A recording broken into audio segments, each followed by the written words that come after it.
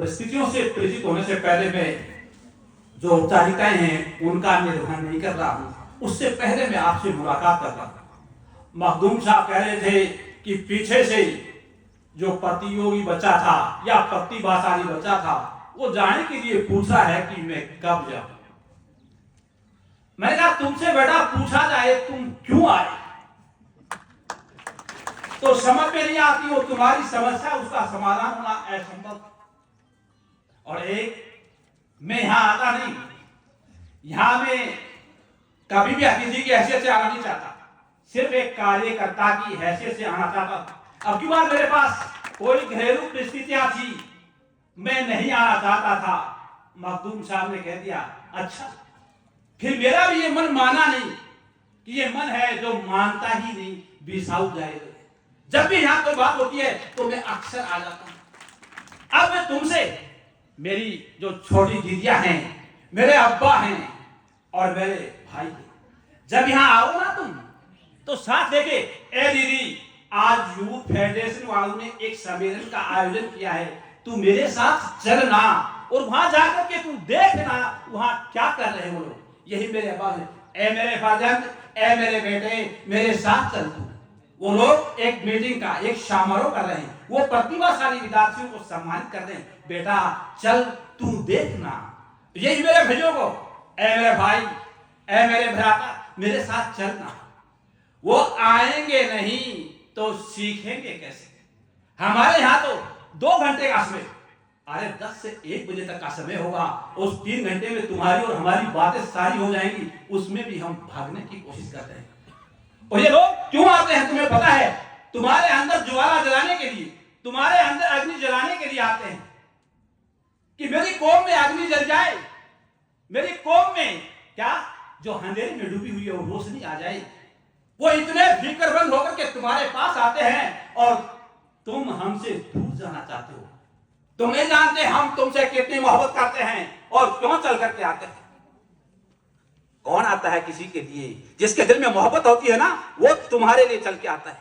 ये बात मैंने क्या मंच को संबोधन करने से पहले इसलिए कही कि तुम्हारा मन यूं बहक ना जाए, तुम उठ के प्रस्थान कर जाओ। इसीलिए मैं कहता हूं, इन्होंने मेरे को आश्वासन दिया था कि इरशाद जी आपको पहले बुलवाएंगे।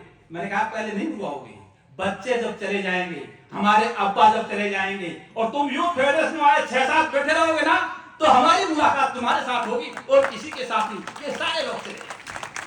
मैंने कहा अफसोस की बात। अब मैं मंच को संबोधन कर लेता हूं। यूथ फेडरेशन वालों ने कितनी चतुराई की तुम्हारे लिए। चिकित्सा विभाग से भी बुलाए, तकनीकी विभाग से भी बुलाए, पुलिस प्रशासन से भी बुलाए और मानवीय विषयों में जो दक्ष लोग थे उनको भी बुलाए। किसके लिए? तुमसे रूबरू होने के लिए। लेकिन तुम्हें रूबरू होना कौन चाहता? तुम्हें चिकित्सा विभाग से जाना कौन चाहता? तुम तकनीकी विभाग से जानने कौन चाहते? तुम मानवीय विषयों में जानना क्या चाहते? तुम पुलिस प्रशासन में। ये तो इस्माइल साहब ने आपको जबरदस्ती बता दी कि आपको पुलिस में आना चाहिए। तुम पूछना नहीं चाहते हो क्यों आना चाहिए, तुम्हारी स्थिति कैसी है, इसके अनुकूल तुम्हें किस में जाना चाहिए, तुम्हें क्यों सम्मानित किया जाता है, क्या तुम्हें पता है? और सम्मानित होकर के तुम क्या करने वाले? हमारे बच्चे कहां हैं पता है आपको? मैं जब उमर फारूक के साथ आया थे, गलियों के अंदर थे और वो गलियों वाले अंदर कब आएंगे? आ तो रहे हैं, लेकिन धीरे धीरे आएंगे। उनको कितना समय लगेगा उनमें समाज जगाने के लिए। किन्ने इस यूथ फेडरेशन ने काम किया। क्या क्या था? आज से 15 साल पहले ये बिसाऊ के आसपास की भूमि थी ना, ये उपजाऊ तो थी, लेकिन इसमें खाद डालने वाला कोई नहीं था। इस फेडरेशन ने जिम्मा उठाया कि हम इसमें खाद डालेंगे, तो इन्होंने खाद डालना शुरू किया। इसका एक छोटा सा पौधा लगाया और वो आज पौधा कितना बड़ा हो गया। यहाँ का पौधा कैसा था पता आपको? वो फलदायी भी था और छायादार भी था। जो जिसकी छाया लेना चाहे वो उसकी छांव ले और जो उसका फल लेना चाहे वो उसका फल। अब फल कैसे मिलेगा? इसके लिए हमें क्या करना होगा? इन्होंने खूब बताया। पहले तो मैं आज की रोशनी में कुछ बात करूंगा, फिर उसके बाद आपसे आगे बढ़ूंगा। कोई वर्जनाएं तो नहीं है कि इरशाद साहब आओ और आप अपनी सीट ग्रहण करो।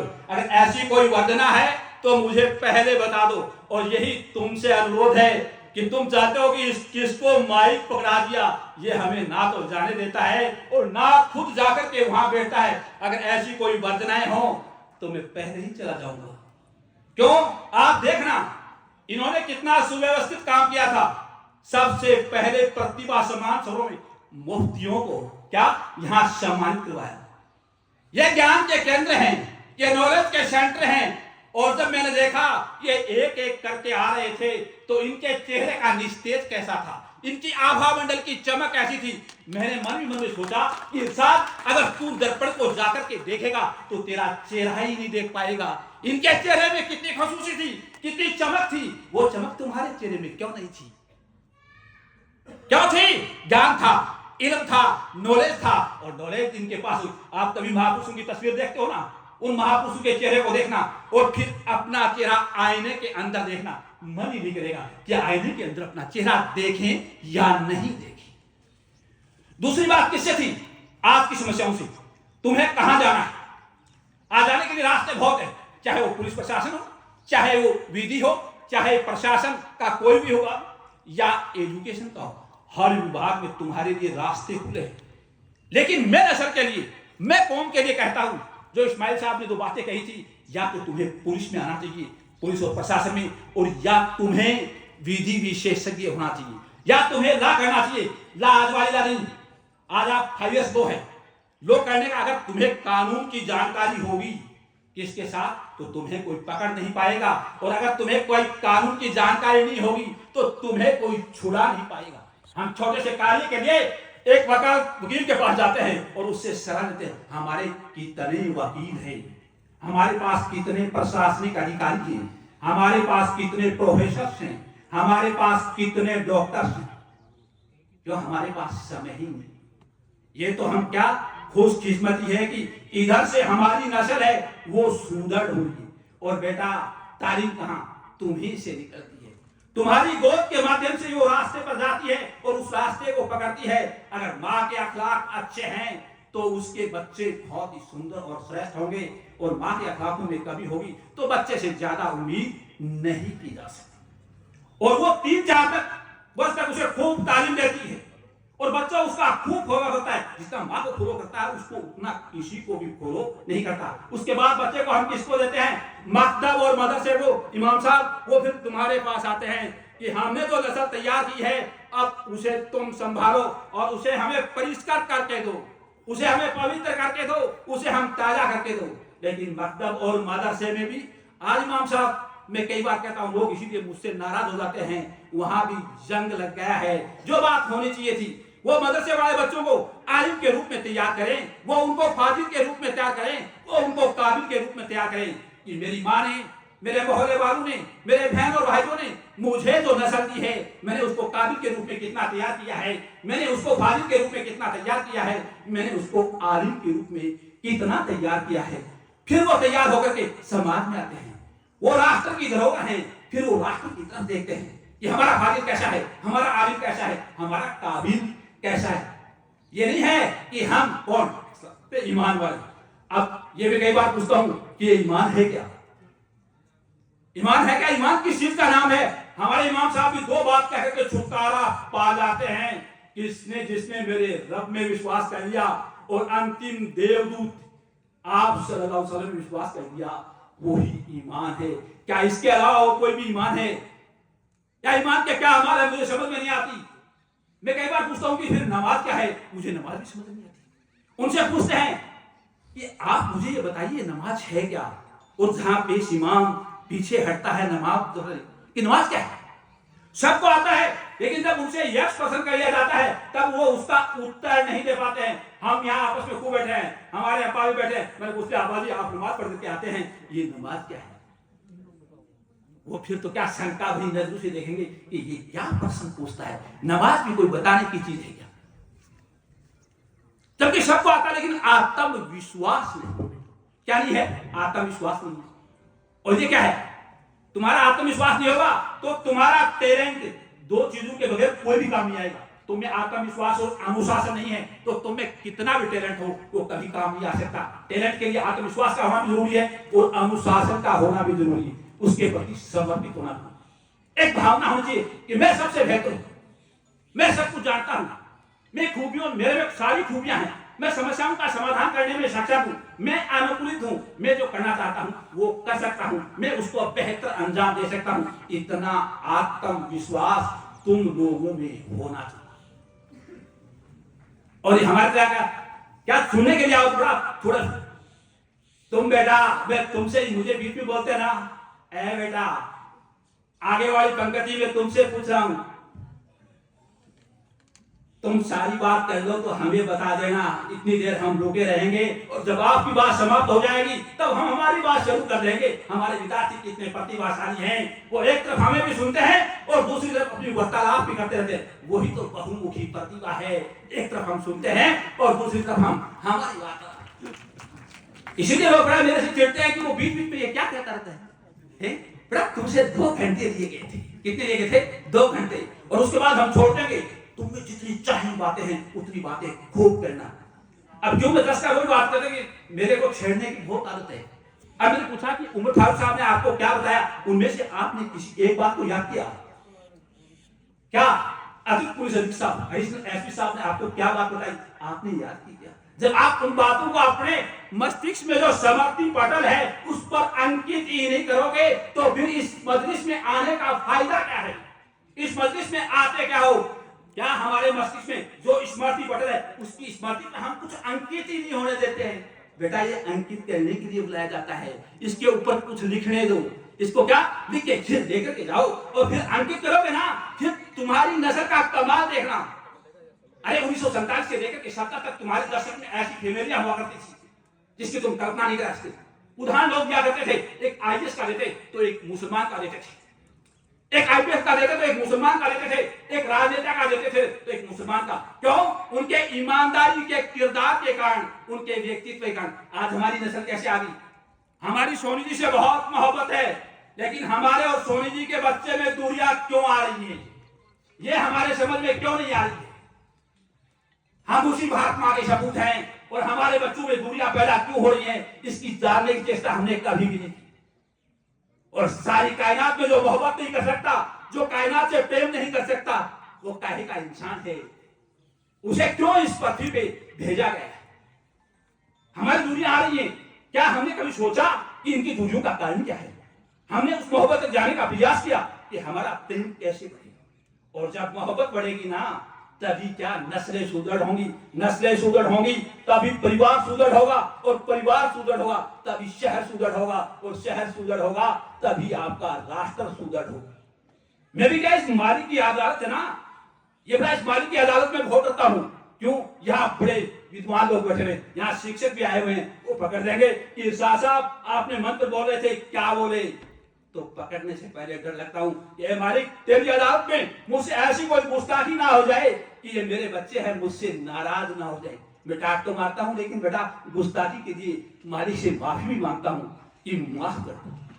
अब बेटा मैं बात करता हूं आपकी 4-5, आपको क्या करना चाहिए आज के युग में? अगर आपको जीवन रहना है तो एक तो पुलिस और क्या प्रशासन का कोई विभाग, प्रशासनिक सेवा, चाहे राजस्थान प्रशासनिक सेवा चाहे भारतीय प्रशासनिक सेवा हो, उनमें आपको लगन के साथ काम करना। और जब तक उसके अंदर घुस नहीं जाओगे तो कुछ हासिल नहीं कर सकते हो। कहते हो परिस्थितियां इसके लिए उत्तरदायी थी।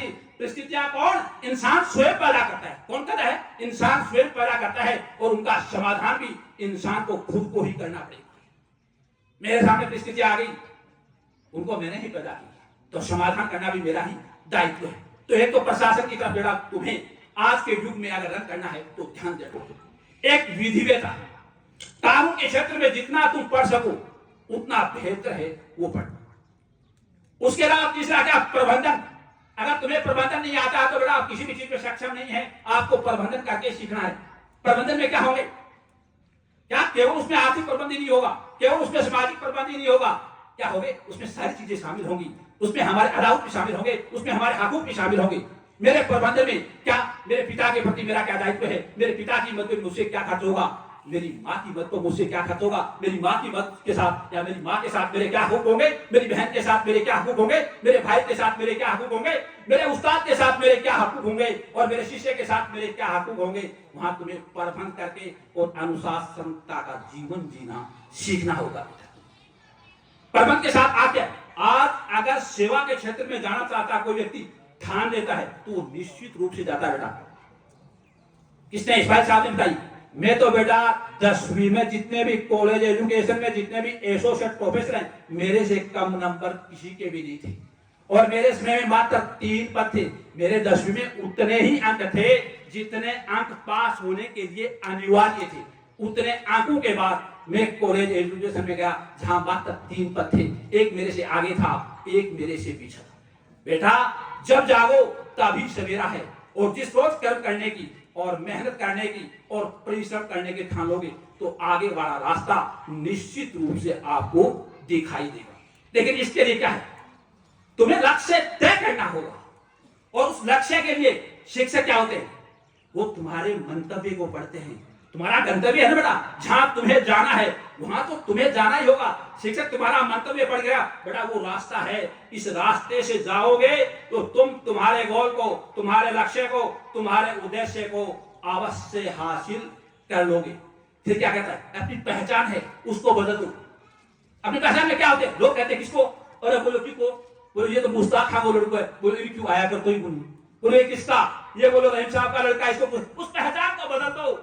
क्या मैं जो कुछ था उसमें कई बार आप देखते हो ना, एक वो विज्ञापन आता है बेटा साक्षरता का, बहुत पहले आया करता था। उसमें क्या कहते हैं, एक साक्षरता में एक बुरा व्यक्ति होता है और वो राहुल पढ़ के बहुत उस्ताद हो जाता है, तो उस पर व्यंग्य करता है कि ये वही राहुल है जिसे कुछ नहीं आता था। तो क्या करनी होगी, पहचान बदलनी होगी। दूसरा क्या, सारे प्रचार कर दो, क्या कर दो, प्रचार कर दो, मुझे ये करना है, क्या मुझे आरएस बनना है, मुझे आईएएस बनना है, मुझे आईपीएस बनना है, मुझे बैरिस्टर बनना है, मुझे डॉक्टर बनना है, ये प्रचार कर दो। प्रचार से क्या होंगे, 2 फायदे होंगे, एक तो तुम्हारा अनुशासन आएगा और दूसरे लोग तुम पर तंज करेंगे, ये डॉक्टर बनेगा, ये आईएएस बनेगा, तो क्या वो चोट पहुंचेगी, तो लोग सीधे रास्ते पे आने की कोशिश करेंगे। मैं एक छोटा सा उदाहरण बताता हूं, यहाँ पूंजीलाल आईएएस थे जो झुंझुनू आए थे, वो हमारे टाइम हॉस्टल में रहा करते थे, भाभा हॉस्टल में। एक बार झुंझुनू के सारे लड़के बैठे थे और उनसे वो बर्दाश्त नहीं, वो क्या करता था, मैं आईएएस बनूंगा और एक दिन आईएएस बनकर के झुंझुनू अवश्य आऊंगा। और हमारे वाले क्या अहंकार के शिकार होते हैं, तो वो जब खाना खाने के लिए आया तो लोगों ने कहा, महाराज जिहाज पूंजीलाल जी मीणा पधार रहे हैं और भविष्य में वो झुंझुनू के कलेक्टर बनने वाले हैं। उसके बाद लग गई, और एक दिन ऐसा भी आया वो झुंझुनू का जिलाधीश बनकर के आया और सबको बुलाया उसने, और हमें कहा ये वही पूंजी है जिसे तुमने भावा छात्रावास में देखा था, यही महाराज जिहाज है और यही झुंझुनू का आईएएस है। तो बड़ा अनुशासन भी होगा, समर्पण भी होगा,